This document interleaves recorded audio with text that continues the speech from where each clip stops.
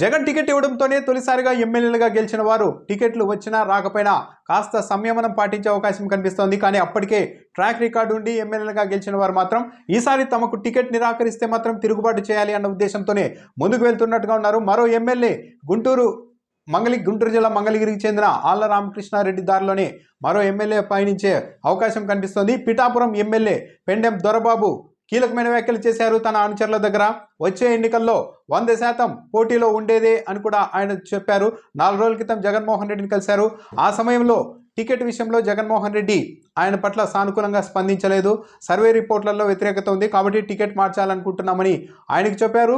అయితే ఇప్పటి వరకు అధికారికంగా పిఠాపురానికి కొత్త ఇన్ఛార్జిని అయితే ప్రకటించలేదు. కాకినాడ ఎంపీగా ఉన్న వంగ గీతను ఇక్కడికి వైసీపీ నాయకత్వం తీసుకొచ్చి ఎమ్మెల్యేగా పోటీ చేయించబోతోందని ప్రచారం నడుస్తోంది.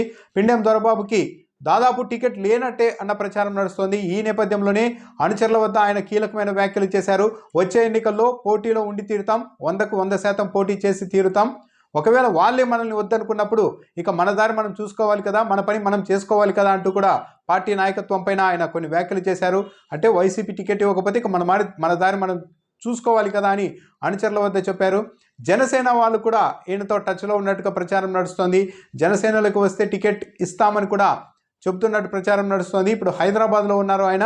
అయితే ఇన్ఛార్జ్గా ఎవరినైనా ప్రకటించిన తర్వాతే నిర్ణయం తీసుకోవాలి అన్న ఉద్దేశంతో దొరబాబు ఉన్నారు. వైసీపీ నాయకత్వం టికెట్ విషయంలో పునరాలోచన చేస్తుందా, అందుకు తగ్గట్టుగా ఒత్తిడి తెద్దామా అన్న మార్గంలోనే ఆయన ప్రస్తుతానికి వెళ్తూ ఉన్నట్టుగా ఉంది. ఒకవేళ టికెట్ తనకు కాదు అని కన్ఫర్మ్ అయితే మాత్రం వెంటనే ఎమ్మెల్యే పదవితో పాటు పార్టీకి కూడా దొరబాబు రాజీనామా చేస్తారు అని ప్రచారం నడుస్తోంది. ఈయన 2004లోనే బీజేపీ తరఫున పిఠాపురం నుంచి పోటీ చేసి విజయం సాధించారు. 2014లో వైసీపీ తరఫున పోటీ చేసి ఓడిపోయారు. 2019లో విజయం సాధించారు.